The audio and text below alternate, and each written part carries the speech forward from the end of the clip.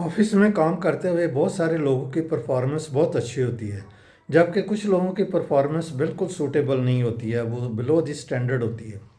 इसकी रीज़न ये होती है कि लोग अपने टाइम को सही तरह यूटिलाइज नहीं कर पाते हैं। अगर आप ऑफिस के माहौल को देखें तो उसमें लोगों के पास दो तरह के काम होते हैं। कुछ काम होते हैं स्टीरियोटाइप होते हैं, इन काम की जो क्वांटिटी होती है ये ज़्यादा होती है, लेकिन इसमें इतनी क्वालिटी रिक्वायर्ड नहीं होती है, ना ही कोई बहुत ज़्यादा मेंटल स्किल्स इसमें रिक्वायर्ड होती हैं। बस ये रूटीन टाइप एक ठप्पे पे ठप्पा लगाई जा रहे हैं या कुछ इस तरह का काम है जो स्टीरियोटाइप होता है।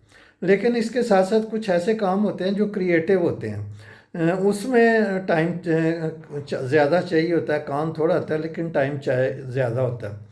अब कुछ लोग जो होते हैं इस एरिया में सही तरह परफॉर्म नहीं कर पाते हैं। उसकी रीज़न ये होती है कि वो अपने टाइम को सही तरह डिस्ट्रीब्यूट नहीं करते हैं।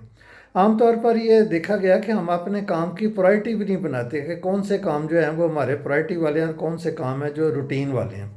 हमारे जो प्रायोरिटी वाले काम होते हैं वो ज़्यादातर क्रिएटिव होते हैं, जिसमें हमने स्ट्रेटजिक थिंकिंग करनी होती है, कोई प्रपोजल बनानी होती है, कोई प्लान करना होता है, कोई नया जो प्रोजेक्ट होता है उसको शुरू करना होता है।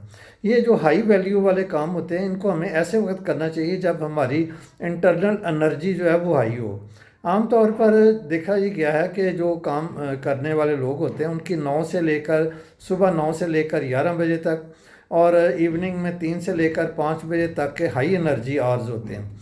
इसमें वो जो क्रिएटिव काम करें तो वो आसानी से मुकम्मल कर लेते हैं और इस वक्त उनका ज़हन फ्रेश होता है और वो बेहतर थिंकिंग पैटर्न पर चल सकते हैं।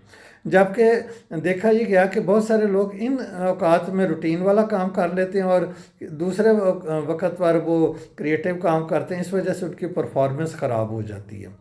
तो इसलिए अगर आपके पास इस किस्म का क्रिएटिव काम हो तो उसको हाई एनर्जी आवर्स में करने की कोशिश करें। इसके अलावा अगर आपने अपने रब से अपना ताल्लुक़ बेहतर बनाना है तो रब से ताल्लुक़ बेहतर बनाने का जो हाई एनर्जी टाइम है वो तहज्जुद का वक्त है या फजर की नमाज का टाइम है।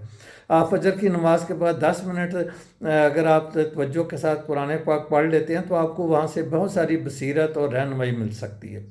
इसी तरह आप अपना जो बाकी का काम है उसको प्रायोरिटाइज करें और हाई जो वैल्यू काम हैं उनको हाई एनर्जी जो टाइमिंग्स हैं 9 से 11 या 3 से 5 इनके दौरान करें। इसके अलावा दोपहर के वक्त जब आप खाना खाएं नमाज़ पढ़ें तो कम से कम 5 मिनट या 7 मिनट किसी कोने में आराम से आंखें बंद करके बैठ जाएं। इससे भी आपकी जो मेंटल एनर्जी है वो रिन्यू हो जाती है और आप एक रिफ़्रेश हो जाते हैं और आप अच्छे तरीके से फिर परफॉर्म कर सकते हैं।